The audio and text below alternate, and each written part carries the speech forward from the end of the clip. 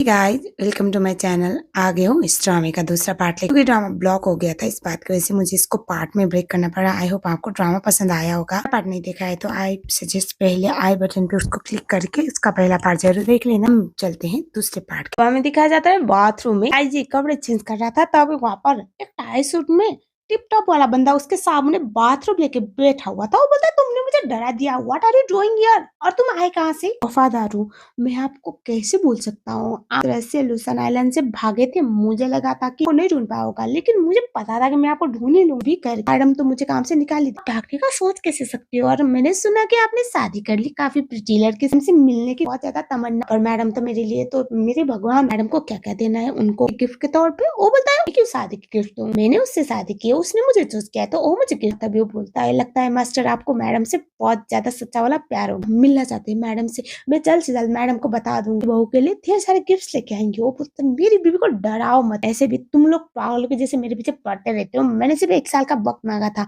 अपने आजादी के लिए, और तुम लोग मुझे 1 साल भी के लिए नहीं छोड़ रहे हो ना, मैं तुम लोगों को छोड़ूंगा नहीं। लीव मी अलोन, मेरी वाइफ को डराओ मत। मेरी वाइफ को पता चलेगा मेरे बारे में ना, छोड़ूंगा नहीं किसी को भी। तो बोलता ठीक है मास्टर, ठीक है मास्टर, मास्टर आप डरो। आप लोगों का इतना वफादार हो कि मैं दादी माँ को बताना पड़ेगा ना, आपकी दादी माँ को, कि आपने शादी की। आप लुसान आइलैंड के लोग थे, मास्टर हो, प्रिंस हो, लाइजी हो, प्रिंस लाइजी, जो शहर के लोग तरसते हैं आपके दर्शन पाने के लिए, और आप एक बेगर थे तब आपने शादी भी कर ली। ब्रेकिंग न्यूज है ना, भागो यहाँ से। तब आवाज लगाती है मीनू, बोलते हो कि कोई है क्या अंदर, तो वहाँ से गायब होता है। और जैसे मीनू अंदर वॉशरूम में आती है तो अभी अभी बना हुआ हस्बैंड लाइजी अच्छा दिख रहा है, मुझे लग रहा है। आप लोग बताओ आपको कैसा लग रहा है? वो बोलता है कि वाइफी क्या हुआ, तुम अंदर क्यों, काम था क्या? वो बोलते नहीं मैम, मुझे लगा कोई देख रहा है मुझे। बोलते कि नहीं नहीं, मुझे लगा कोई बात कर रहा है, तो इसलिए पहले दिन पर मुझ पे डाउट कर रही हो। क्या हुआ, कोई प्रॉब्लम है या फिर तुम्हें बहाना चाहिए मेरी बॉडी देखने का? लाइजी बोलता है हनी काम था क्या, मैं तो नहीं गिरा था, मैं किसी बात भी नहीं कर रहा था, मुझे लगा तुम जेलस हो मेरा किसी और के बात करने का डाउट से। वो बोलते नहीं ऐसी बात नहीं, बकवास मत करो, बोल के जाने वाली थी ओसे अपने पर। बोलता है मुझे पता है तुम्हारे साथ प्रॉब्लम क्या है। क्या? तभी वो बोलते कि यू वांट बेबी राइट, और तुमसे हो नहीं पाया। बोलते नहीं ऐसी बात नहीं। तभी वो उससे बोलता है कि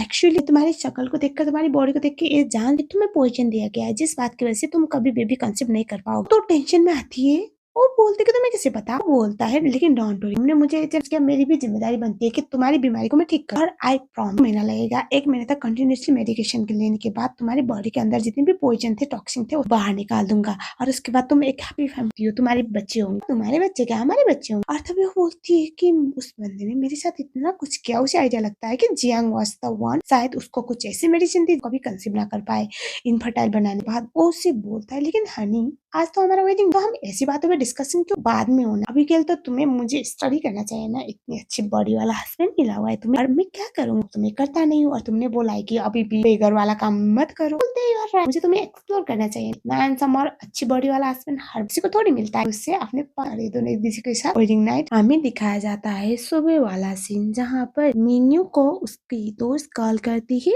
और वो बोलती है उन दोनों का जो एम्बिशियस प्रोजेक्ट था, जो मीनू की कंपनी के लिए बहुत मायने रखता है, जैक ने अपने नाम पे रजिस्टर करवाया है। उससे बहुत गुस्सा आता है। जेरी को अब ये भी तो पता चला था ना, उसका सो कन्फ्यूजन ने इतना बड़ा गेम खेला है तो उसके हाथ से बहुत कुछ हो जाना था। तभी हमें दिखाया जाता है वो परेशान थी। तभी वहाँ पर आता है, जल्दी जल्दी आता है, उसके गाल पे हाथ रख के बोलता है गुड मॉर्निंग हनी। और इसके बाद वो उसे बोलता है ये सूप पी लो फटाफट से। वो बोलता है, बोलते ये कौन सा सूप है? वो बोलता है लाइजी की ये तुम्हारा फर्टिलिटी इश्यू को सही करने वाला सूप है, जल्द से पी जाओ। वो बोलती है तुम्हें आइडिया मेडिसिन के बारे में पता है? वो कौन? वो बोलता है मुझे जो बना के लेके आए थे वही हूँ, मैं तुम्हारा हस्बैंड हूँ, मैं सिर्फ तुम्हारा ख्याल रखने और मैंने ये सब कुछ सीखा हुआ है, मुझे बहुत कुछ आता है। अभी के लिए तो कम जानोगे उतना ही पी लेते हैं, सच में उसे बढ़िया लगता है। वो उससे बोलती है कि मुझे ऑफिस तक जाना है। वो बोलता है चलो हनी मैं तुम्हें छोड़, भी हमारी अभी अभी शादी हुई ना, तो लोगों को मुझसे क्या चले, भी अच्छा चला रहा था ये बंदा। वो बोलते तुम्हें गाड़ी चलानी कैसे आती है, वो भी इतनी बड़ी है? हो को राइजी बोलता है टिप, अगर मैं किसी बहुत बड़े बेगर गैंग का लीडर हुआ तो। और जैसे ही ये लोग होम बैंकेट के नजदीक पहुंचते, होम बैंकेट पेरेंट्स का घर और वो एक ही पार्किंग, और उसके बाद मीनू को लाइजी बोलता है हनी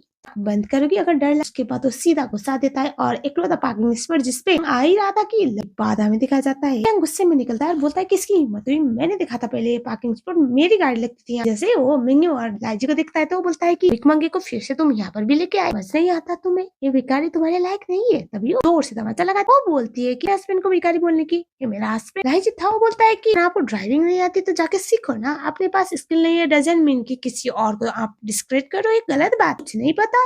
और तभी हमें दिखाया जाता है जिया जो थे वो बोलते हैं मिंगयू मुझे पता है तुम मुझसे बहुत नाराज हो, बहुत चिढ़ती हो मुझसे, तो तुम्हें गुस्सा आ रहा है तो मुझे मारो, लेकिन जियांग को क्यों मार रही हो। तभी वहाँ पर आई जी आ गया था, बोलता है वाइफी हनी आज पहली बार किसी ने मुझे सामने से बोला है कि मुझे मारो, मैं तो बहुत एक्साइटेड हूँ, तुम्हारी जगह पे मैं मार सकता हूँ तुम्हारी बहन को, बोल के आगे जाता है। तो उस टाइम पे उसे रोक लेता है जियांग। और उसके बाद हमें दिखाया जाता है लाई जी को मिंगयू बोलती है कि लोगों के मुंह लगने की कोई जरूरत नहीं, तुम इस घर के दामाद लोगों के कोई नौकर नहीं हो, और चलो चुपचाप। अब हम साथ में बोलकर उसे ऊपर की तरफ लेके चली जाती है। अब हमें दिखाया जाता है अपर फैमिली गेट टुगेदर में जाने के बाद पहले जियांग मिलकर मिंगयू और ताइची था उसका मजाक बनाने की ट्राई कर रहे होते हैं, भी करके दोनों को नीचा दिखाने कर रहे होते हैं, में कहीं न कहीं वो सक्सेसफुल हो रहे थे। लेकिन यहाँ पर हमारा बंदा ऑलरेडी इतना स्मार्ट था कि अपने दोनों ही निकम्मों को अच्छे से मजा तो चखा रहा होता है ना, हमें दिखाया जाता है वहाँ पर तभी डैड और मॉम, और उसके बाद डैड बोलने लगते हैं ऑलरेडी हमारी फैमिली को एम्बैरस कर मांगे बेघर के साथ शादी करके, तो फैमिली गेट टुगेदर में उसको भी लाने लगी, शर्म नहीं आती। ये सुनने के बाद वो बोलने लगती है डैड वो मेरा हस्बैंड। पापा बोलने लगते हैं जियांग हमारी फैमिली को जो दे सकता है क्या तुम्हारा हस्बैंड दे सकता है, बोलते हैं हाँ क्यों नहीं। तभी वहाँ पर जियांग उठता है, उसके बाद यंग मास्टर का पेंटिंग देता है, वो यंग मास्टर यानी कि वो लाइची था जो बाद में पता चलने वाला है सबको, और जो मिलियंस का था। सुनने के बाद जियांग जो था वो अपने जोर से तारीफें बटोर रहा होता है, और मन में हमारा बंदा सोच रहा था कि मैंने जो टाइम पास के लिए बनाया था वो इतने मिलियंस में बिकने लगा। उसके बाद वो बोलता अगर आपको ऐसे पेंटिंग चाहिए तो मैं 100 बना के दे सकता हूँ, तुम बेगर हो, और बेगर हो ना तो बेगर की तरह रहो, ऐसे मेरे वाले शौक मत पालो, तुम कैसे बना सकती हो। उनको पता नहीं कि उनका दामाद कौन सा ही रिन्यू थी, वो बोलती है हम लेके आए थे वो डैड को दे सकते हैं। और उसके बाद वो लेटेस्ट मेडिसिनल फ्लावर जो था वो मिन्यू के बैग से निकाल कर जो लाइची था वो अपने ससुर जी को देने के लिए जाता है, ये बोल करके ये मेरे तरफ से आपके लिए। और ससुर जी जब उस फ्लावर को स्मेल करने लगते हैं तो वो तो काफी ज्यादा इम्प्रेस होते हैं कि ये फ्लावर में ऐसा क्या है। लाइची उस फ्लावर के बारे में, उस फ्लावर के मेडिसिनल इम्पोर्टेंट के बारे में बताने लगता है, जो एक रियर फ्लावर था और काफी फायदेमंद। लेकिन जो मदर इन लॉ थी वो सही करती है, उसको होश में लाती है और बोलती है कि ऐसे प्रिटेंड मत करो जैसे कि तुम्हें पसंद आ रहा है। उसके बाद वो चुप हो जाती है, और उसके बाद हमें दिखाया जाता है वहाँ पर मदर इन लॉ बोलती है तुम्हें शर्म आनी चाहिए, यहाँ पर ऐसी हरकतें कर रहे हो, बोलकर उसको इंसल्ट कर देते हैं। बाद में वहाँ पर जिया उस फूल को तोड़ देती है, जमीन में फेंक देती है, और उसके बाद हमें दिखाया जाता है सब कुछ देखने के बाद मिंगयू बोलती है जिस जगह पे मेरे हस्बैंड की तारीफें नहीं हो रही है, मेरे हस्बैंड की इंसल्ट हो रही है, वहाँ पर मैं भी नहीं। वहाँ पर डैड बोल रहे होते हैं कि ऐसी गलती मत करो, लेकिन ये लोग वहाँ से चले जाते हैं। हमें दिखाया जाता है जिया वही बोलने लगती है कि तो बचपन से ही ऐसी है जिद्दी, आपको तो पता है ना, लेकिन उस फूल को टच करने के बाद से उसके हाथ चलने लगते हैं। हमें दिखा जाता है पार्किंग एरिया में जाने के बाद सॉरी ये बोलती है कि तुम्हें ये सब कुछ देखना पड़ रहा है। वो बोलता है कोई बात नहीं, हम दोनों ने शादी की है तो हम दोनों एक दूसरे के साथ फीड भी शेयर कर रहे हैं।